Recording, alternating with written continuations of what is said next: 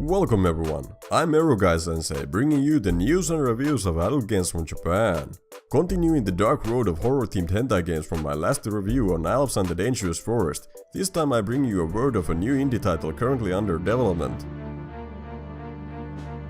SiNiSistar is a pixel-styled horror-themed action side-scrolling hentai game developed by Hentai 2. With only a small demo available for people to get a glimpse of what this game is about, I was able to discover a whole new love for pixel-styled hentai games when playing it.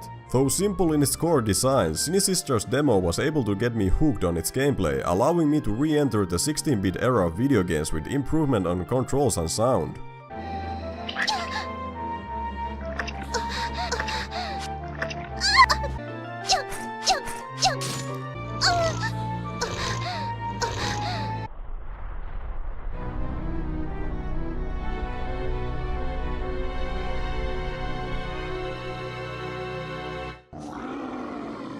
Few with words for its story, in this game you play as a young-looking nun referred to as Sister, who is sent to a town plagued with monsters, God knows by who or for what reason exactly. In a game like this, I don't even need a story, all I want to experience is the thrill of combat, and this game doesn't disappoint on it.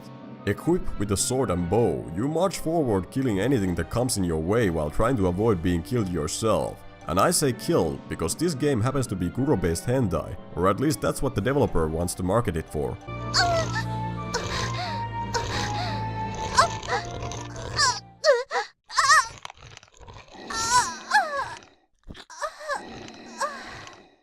If you haven't learned anything about me by watching my videos, I don't usually find blood, gore nor gruesome death sexy in my hentai games, but here, at least in the demo, it is done with good taste.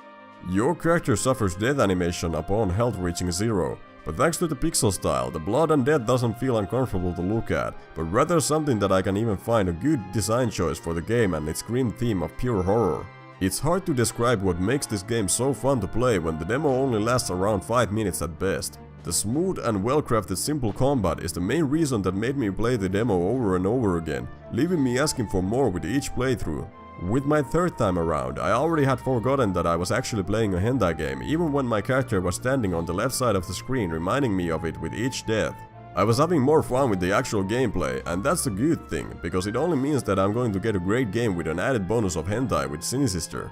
To describe the combat in detail, slashing enemies with a sword is as simple as it can get here, but the way you approach enemies and time your attacks is the element that makes the combat challenging and fun.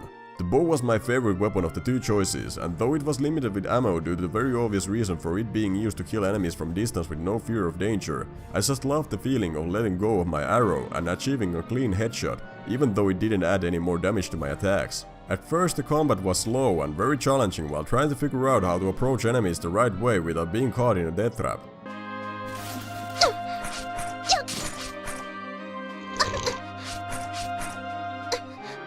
Oh yes!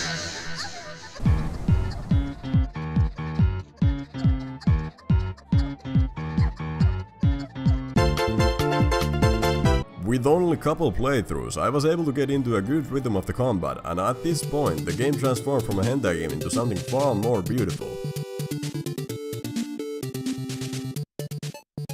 I know what you are thinking at this point. When in the hell does this guy get to talk about the hentai in this game? Well, now is the time, but unfortunately at this point in its current state, the demo doesn't offer real hentai scenes, but rather just short death animations, followed with a picture on the left side of the screen with your character getting molested by whatever killed you. It's very subtle to say the least, nothing I would get excited over, but it's a small taste of what direction the game wants to take for its hentai. That's pretty much all there is to say about the demo. Next, let's talk about everything outside the game. I couldn't find any information about SiNiSistar's aimed release date or any mention of what kind of hentai it would offer in the future, so all we know right now is what we see. There also doesn't seem to be a donation page for the game this time around, and that's a shame because this is something I would like to support to help it grow strong, but the best I can do right now is to share it forward to let more people know about it.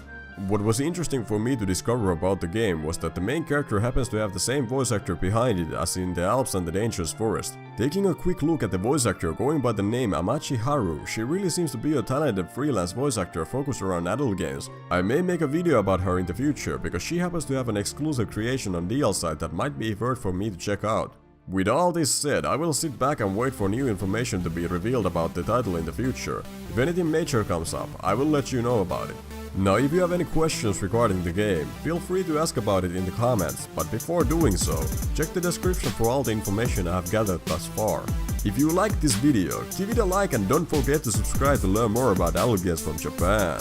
Consider supporting the show on Patreon if you like what I do and want to see more from me in the future. With all said and done, I'll see you in the next video.